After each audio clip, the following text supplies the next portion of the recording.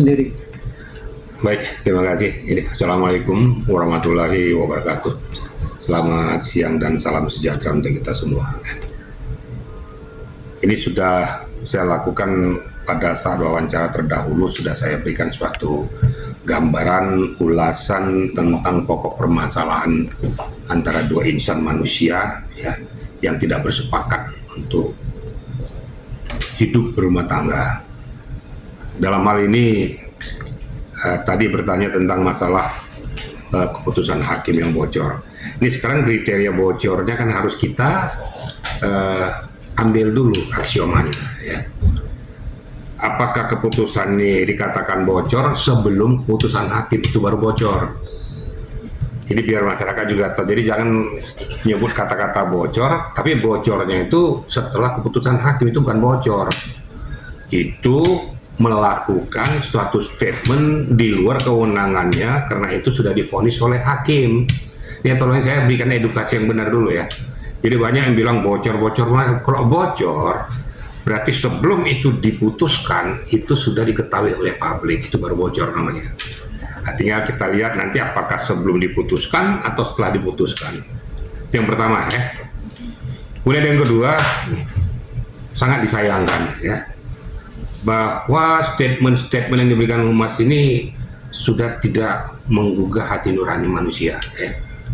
Apapun keputusan hakim, jangan dong dibilang bahwa ini durhaka lah, yang HIV lah, yang dikatakan tuh bahwa dia tidak bertanggung jawab dan lain sebagainya. Kan tadi kan sudah di dalam putusan kan sudah jelas itu ya, jelas putusannya itu aja. Seharusnya yang diberikan statement kepada masyarakat adalah sesuai dengan keputusan hakim yang sudah final, selesai. Nah, kita beranjak kepada masalah kehidupan Paula yang sesungguhnya ya. Saya terdahulu sudah menyampaikan kepada rekan-rekan media juga, sangat disayangkan kita sebagai insan manusia ya, pada saat bersepakat ya untuk membangun mahkota rumah tangga dengan suatu kebahagiaan, pada saat sudah tidak bersepakat lagi, seharusnya kan tidak perlu untuk ya membongkar semua hal-hal yang tidak pantas dan tidak layak untuk dipublikasikan kepada publik. Itu yang saya sampaikan terdahulu, seperti contoh masalah yang dikatakan diduga HIV sebelum menikah.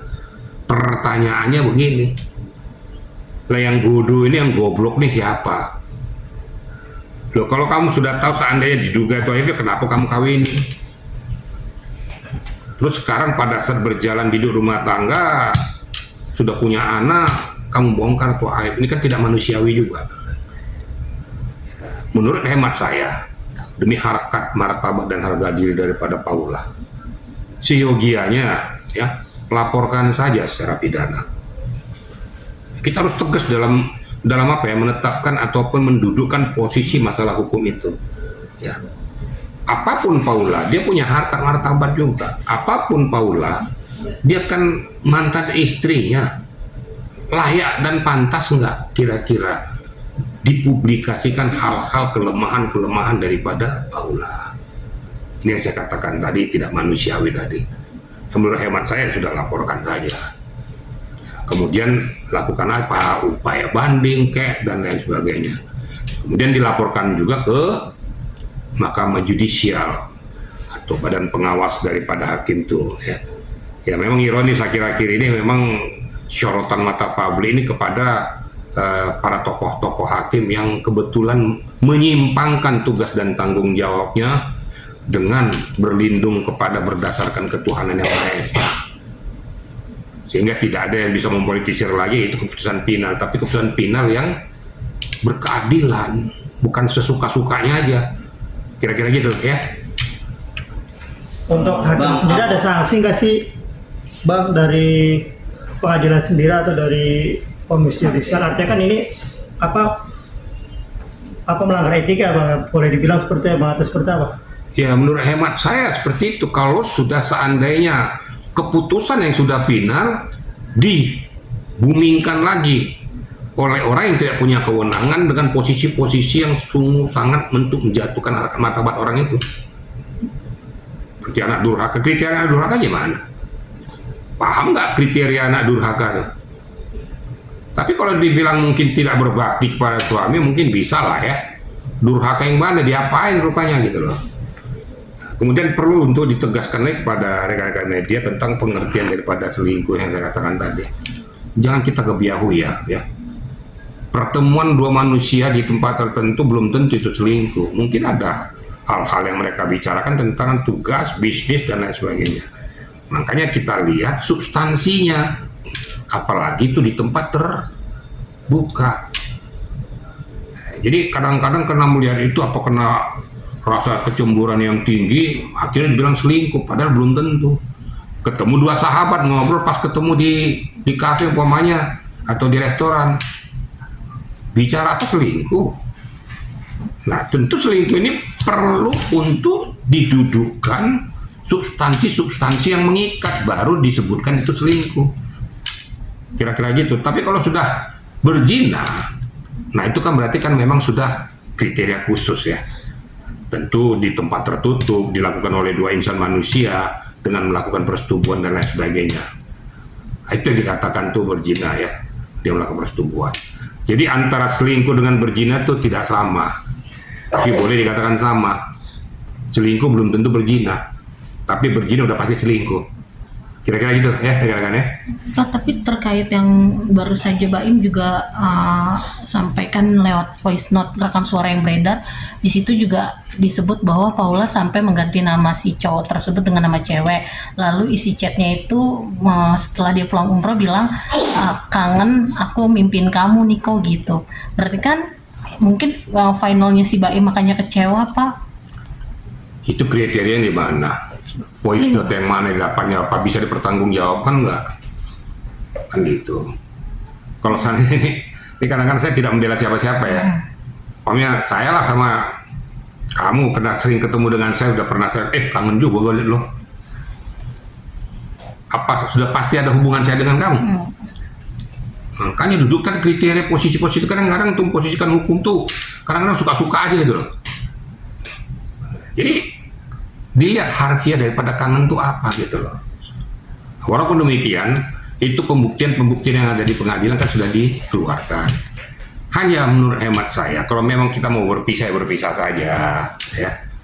Nggak usah lah, mau jelek kah itu istri atau mantan istrinya, nggak perlu dihumbar keluar. Menghumbar keluar kelemahan daripada pasangan kita sama dengan memberai muka sendiri. Apalagi dia seorang wanita, dia punya keturunan juga loh ya. Apakah dia pernah berpikir bahwa dampak akibat daripada mental anak-anaknya itu rusak semua gara-gara itu? Ini namanya egois ya.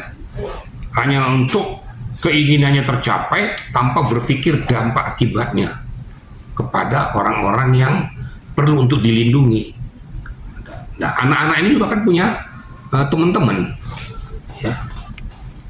Berbicara pada saat anak sekolah, nanti pada saat itu akan dibully dia kan.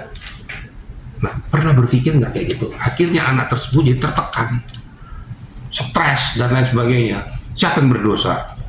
Ya manusia-manusia yang egois ini. Itu mungkin yang paling sakit dipikirkan Paula. Makanya dia keep. Karena dia berpikir bagaimanapun anak keturunan saya ini jangan sampai mengetahui apa yang diderita oleh kedua orang tuanya. Ya marilah kita berpikir manusiawi ya.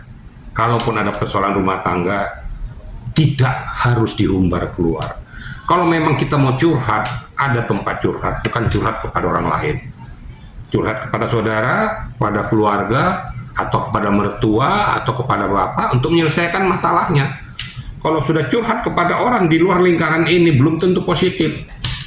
Bahkan dikomporin, bahkan diberi masukan-masukan supaya lebih membakar situasi menjadi hancur. Nah ini kita juga harus berpikir seperti itu. Jadi ada objek yang harus kita lemparkan keluhan daripada kejiwaan kita yang tertekan dalam situasi rumah tangga itu.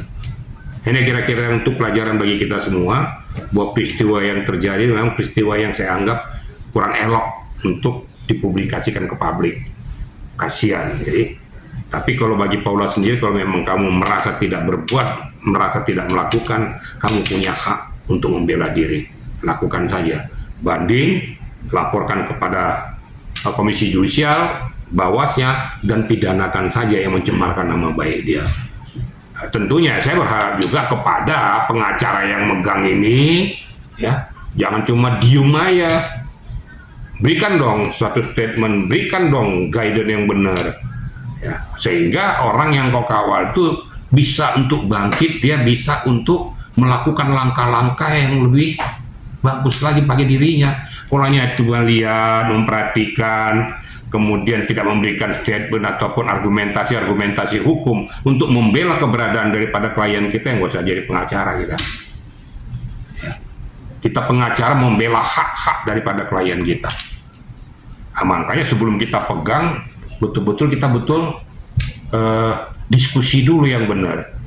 Dan siap untuk membela, siap untuk melakukan all out. Itulah tugas pengacara.